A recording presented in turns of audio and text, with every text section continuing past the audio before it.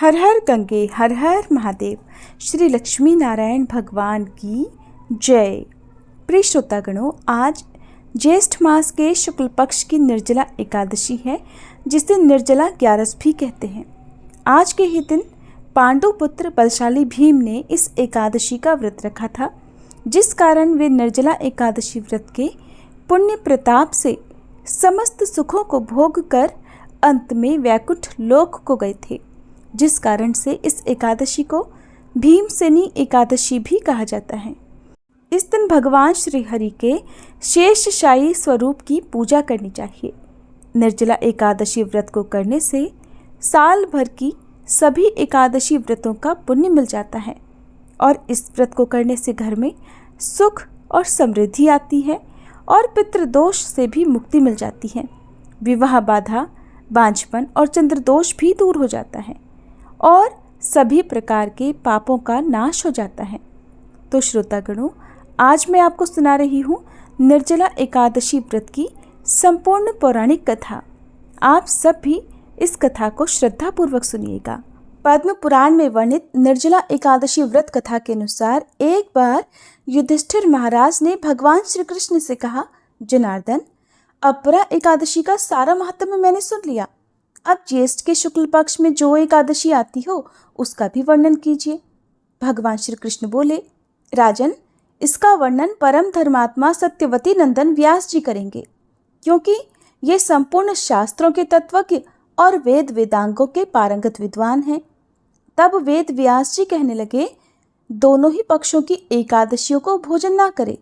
द्वादशी को स्नान आदि से पवित्र होकर फूलों से भगवान केशव की पूजा करके नित्य कर्म समाप्त होने के पश्चात पहले ब्राह्मणों को भोजन देकर अंत में स्वयं भोजन करे। राजन, जनना शौच और मरना शौच में भी एकादशी को भोजन नहीं करना चाहिए। ये सुनकर भीमसेन बोले, परम बुद्धिमान पितामह, मेरी उत्तम बात सुनिए।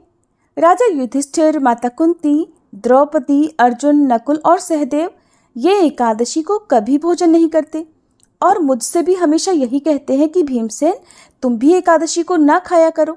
किंतु मैं इन लोगों से यही कह दिया करता हूँ कि मुझसे भूख नहीं सही जाएगी। तब भीमसेन की बात सुनकर व्यास जी ने कहा कि भीम, अगर तुम्हें स्वर्गलोक की प्राप्ति अभीष्ट है और तुम नरक को दूषित समझते हो तो दोनों पक्षों की एकादशी को भोजन कभी मत करना।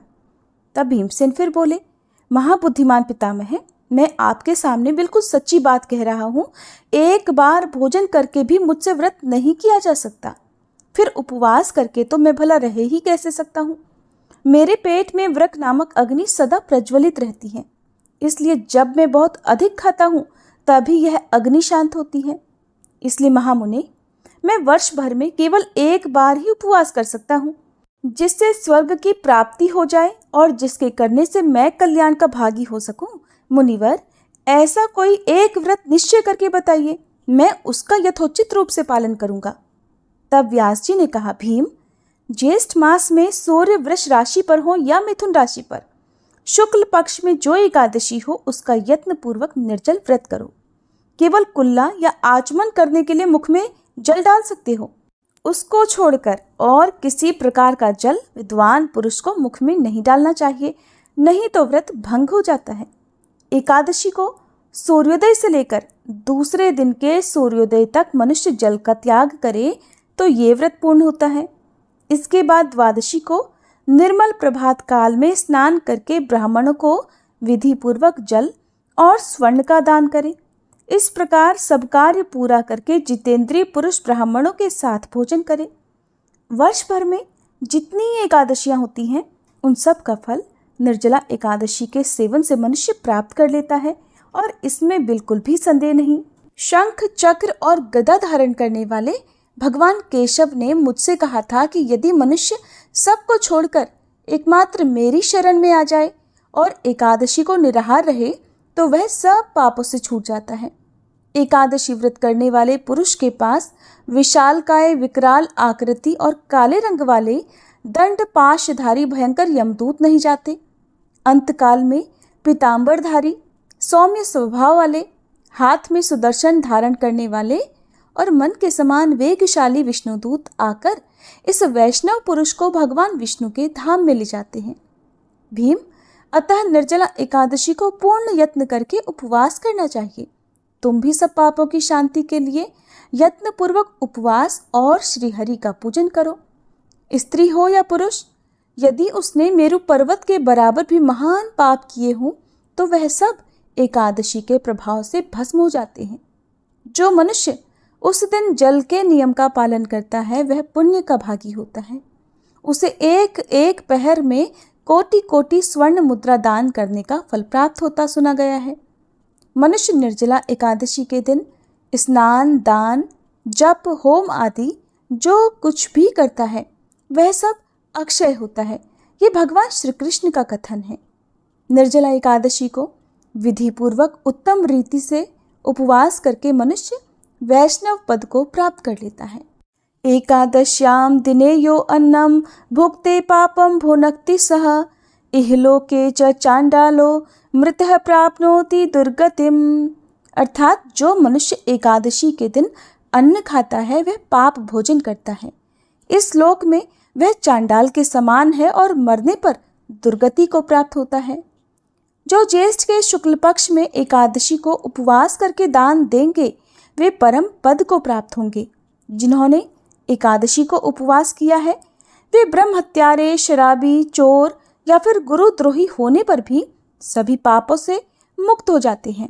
कुंती नंदन, निर्जला एकादशी के दिन श्रद्धालु स्त्री पुरुषों के लिए जो विशेष दान और कर्तव्य बताए गए हैं उन्हें भी सुनो। उस दिन जल में शयन करने वाले भगवान विष्णु का पूजन और जलमयी धेनु का दान करना चाहिए, अथवा प्रत्यक्ष धेनु या घृतमयी धेनु का दान उचित है। पर्याप्त दक्षिणा और भांति भांति के मिष्ठान्नों द्वारा यत्नपूर्वक ब्राह्मणों को संतुष्ट करना चाहिए। ऐसा करने से ब्राह्मण अवश्य संतुष्ट होते हैं और उनके संतुष्ट होने पर श्री हरि मोक्ष प्रदान करते हैं।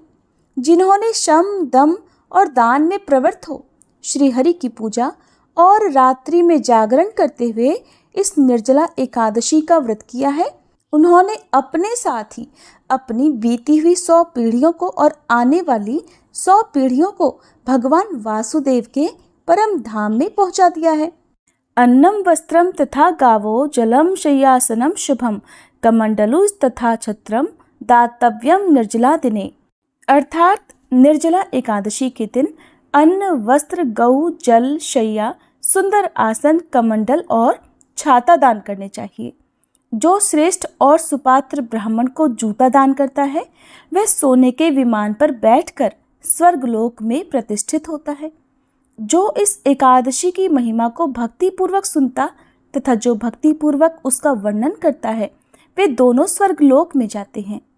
चतुर्दशी युक्त अमावस्या को सूर्य ग्रहण के समय श्राद्ध करके मनुष्य जिस फल को प्राप्त करता है वही इसके श्रवण से भी प्राप्त होता है।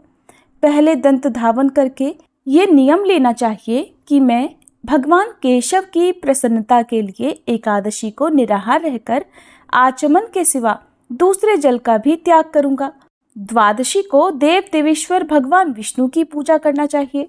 गंध, धूप, पुष्प और सुंदर वस्त्र से विधि पूर्वक पूजन करके जल का घड़ा संकल्प करते हुए निम्न मंत्र का उच्चारण करें। देव देव ऋषिकेश संसारावर्णवतारक उदकुंभ प्रदाने नय माम परमाम गतिम। अर्थात संसार सागर से तारने वाले देव देव ऋषिकेश, इस जल के घड़े का दान करने से आप मुझे परम गति की प्राप्ति कराइए। व्यास जी कहते हैं, भीमसेन, ज्येष्ठ मास में शुक्ल पक्ष की जो शुभ एकादशी होती है उसका निर्जल व्रत करना चाहिए तथा उस दिन श्रेष्ठ ब्राह्मणों को शक्कर के साथ जल के घड़े दान करने चाहिए। ऐसा करने से मनुष्य भगवान विष्णु के समीप पहुंचकर आनंद का अनुभव करता है। इसके पश्चात द्वादशी को ब्राह्मण भोजन कराने के बाद स्वयं भोजन करे।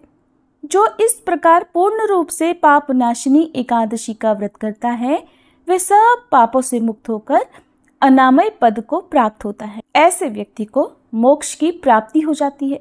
ये सुनकर भीमसेन ने भी इस शुभ एकादशी का व्रत आरंभ कर दिया। तभी से यह एकादशी इस लोक में पांडव एकादशी के नाम से विख्यात हुई। ये थी निर्जला एकादशी की कथा।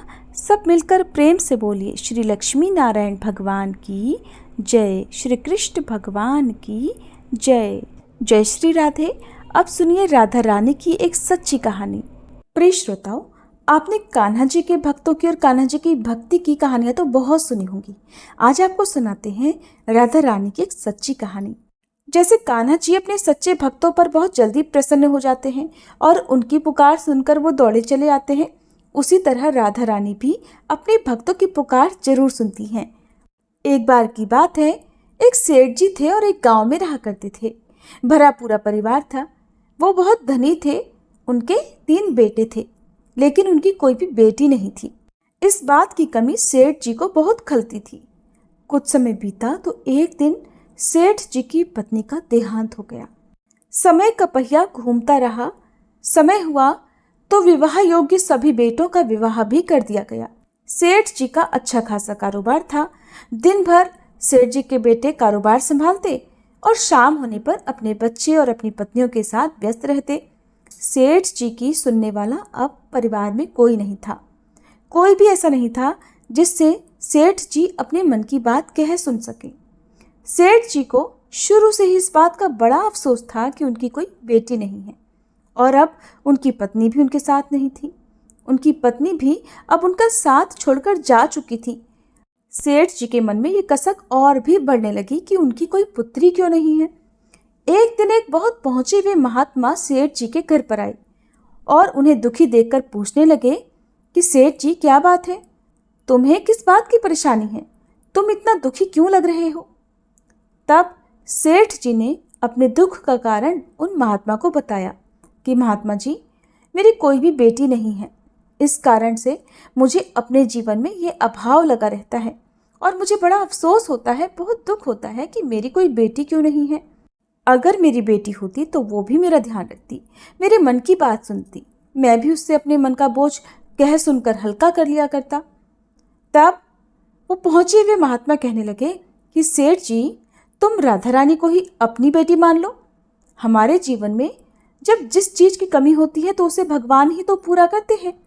अब भला बेटी ना होने के कारण तुम इतने परेशान हो। परेशान होने से क्या होगा भला? तुम राधा रानी को एक बार अपनी बेटी मान कर देखो और जब भी तुम्हारा मन चाहे, जब भी तुम उदास हुआ करो, अपने दिल की सारी बात राधा रानी से कर लिया करना और फिर तुम्हें ये अभाव कभी नहीं सताएगा कि तुम्हारी कोई बेटी क्यों नहीं है। महात्मा जी की ये बात सेठ जी को बड़ी अच्छी लगी और फिर उन्होंने ऐसा ही किया। खूब खुश होकर बाजार गए और वहां से राधा रानी की एक सुंदर सी मूर्ति खरीद कर ले आए। उन्हें पहनाने के लिए सुंदर सुंदर पोशाकें भी ले आए। हर दिन वो राधा रानी की मूर्ति को स्नान कराते और उनकी पोशाक बदलते, उनसे खूब सारी बातें करते और फिर हर दिन खुद भोजन करने से पहले राधा रानी को भोग लगाते। सोने से पहले ये उनका नियम बन गया था कि वो राधा रानी के साथ खूब बातें करते, दिन भर की बातें राधा रानी को सुनाया करते। ऐसा करते करते सेठ जी दिल से ही राधा रानी को अपनी बेटी मानने लगे और वो ये भूल ही गए कि उनकी कोई बेटी नहीं है और वे इस एक निर्जीव सी मूर्ति को ही अपनी बेटी मान बैठे हैं। लेकिन भक्ति में मगन सेठ जी को किसी भी बात का आभास नहीं था। उन्हें बस पता था तो ये कि उनकी एक बेटी है जिससे वो हर दिन खूब सारी बातें करते हैं। अब जब तक सेठ जी दिन भर राधा रानी से बात ना कर लें या उनकी पसंद का भोजन राधा रानी को ना खिला ले, उनका मन ही नहीं लगता था। जब तक वह उनसे बात नहीं कर लेते तब तक उनके मन को बड़ी बेचैनी रहती। बहुत सारी बातें करने के बाद, अपने दिल की सारी बातें कहने के बाद ही उनके मन को सुकून आया करता था। एक बार की बात है, सेठ जी के घर पर चूड़ी बेचने वाली एक मनिहारिन आया करती थी और सेठ जी की बहुएं उस मनिहारिन से खरीद कर चूड़ियाँ पहनती थी। एक दिन वह मनिहारिन चूड़ी बेचने के लिए सेठ जी के घर आई। तब उसने सेठ जी की तीनों बहुओं को उनकी पसंद की चूड़ियाँ पहनाई। मनिहारिन सेठ जी के घर पर बैठी हुई थी। सेठ जी की तीनों बहुएं तो चूड़ियाँ पहनकर चली गईं। उनके ही सामने एक छोटी सी कन्या आई और मनिहारिन से कहने लगी कि मुझे भी चूड़ियाँ पहना दो, खूब सारी रंग बिरंगी। चूड़ी वाली ने सोचा कि शायद सेठ जी के घर पर कोई मेहमान आया होगा, उन्हीं की ये कन्या होगी, तो उसने भी उस नन्ही बालिका को चूड़ियाँ पहना दी। और उसके बाद वो चूड़ी वाली मनिहारिन सेठ जी से पैसे मांगने सेठ जी की दुकान पर पहुंच गई और कहने लगी कि मुझे चूड़ियों के पैसे दे दो। और उसने पहले से अधिक पैसे मांगे तो सेठ जी ने कहा, क्या बात है, तुम हर बार तो इतने रुपए की चूड़ियाँ पहना कर जाती हो, क्या अब तुम्हारी चूड़ियाँ महंगी हो गई हैं जो हर बार से अधिक रुपए मांग रही हो? तो मनिहारिन बोली कि नहीं सेठ जी, मैंने चूड़ियों का दाम तो नहीं बढ़ाया, हाँ लेकिन आज मैंने 3 लोगों को नहीं बल्कि 4 लोगों को चूड़ियाँ पहनाई हैं। सेठ जी ने सुना तो कहने लगे, अरे तुमसे कोई गलती होगी, मेरे घर पर तो चूड़ी पहनने के लिए सिर्फ 3 बहुएं हैं, ये लो तुम 3 बहुओं की चूड़ी के पैसे रखो। मनिहारिन भी कुछ नहीं बोली, सेठ जी से पैसे लेकर चुपचाप अपने घर आ गई। शाम हुई तो सेठ जी दुकान से अपने घर पर आए। आकर उन्होंने सबसे पहले राधा रानी को भोग लगाया और फिर हर बार की तरह दिन भर की सारी बातें राधा रानी से बताई और सो गए। उस रात सेठ जी के सपने में राधा रानी आ गई और बोली, बाबा आपने चूड़ी वाली को मेरी चूड़ी के पैसे क्यों नहीं दिए? जब आप मुझे अपनी बेटी मानते हो तो फिर बताओ मुझे कि आपने मेरी चूड़ी के पैसे मनिहारिन को क्यों नहीं दिए? ऐसा कहकर राधा रानी एक छोटी सी बेटी की तरह, लाडली बेटी की तरह सपने में रोने लगी। ये देखकर घबराहट के मारे सेठ जी की तो आंख खुल गई। अपनी लाडली बेटी को रोता देखकर सेठ जी भी रोने लगे। जब सुबह हुई तो भागे भागे मनिहारिन के घर गए और बहुत सारे सोने के सिक्के उसके पैरों में रख दिए और मनिहारिन से बोला कि बहन, तुम कल सच बोल रही थी कि तुमने कल 4 को ही चूड़ी पहनाई थी और मैंने तो श्री जी को अपनी बेटी माना है। तुम बहुत भाग्यशाली हो जिसको राधा रानी के दर्शन हुए हैं। अरे मैं तो इतने दिनों से उनके दर्शन को तड़प रहा हूँ और तुमने बस एक बार में ही उनके दर्शन कर लिए। ऐसा कहकर सेठ जी रोने लगे। फिर हाथ जोड़कर बोले, बहन तुम्हें चूड़ी का जो भी दाम चाहिए मुझसे मांग लो। सेठ जी को रोता देखकर मनिहारिन की आंखों में भी आंसू आ गए और मन ही मन सोचने लगी कि जब मुझे खुद राधा रानी के दर्शन हो ही गए हैं तो फिर भला मुझे सेठ जी से दाम क्यों लेने और मुझे इससे ज़्यादा क्या चाहिए। वो भी सेठ जी के सामने हाथ जोड़कर बोली कि आपके ही कारण मुझे राधा रानी के दर्शन हुए हैं और मेरा ये जीवन सफल हो पाया, अब मुझे कुछ नहीं चाहिए। तो प्रिय श्रोताओ, जब हम भगवान को सच्चे मन से पुकारते हैं, उनकी पूजा करते हैं, उन्हें जिस भाव से भी पूजते हैं, वो हमें उसी भाव में दर्शन भी जरूर देते हैं और हमारे मन के भावों का वो हर समय ध्यान भी रखते हैं।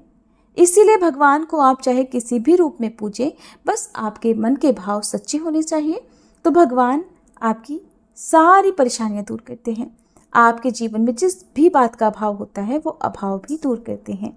ये थी आज की कहानी। अगर आपको अच्छी लगी हो तो कमेंट बॉक्स में ज़रूर बताइएगा।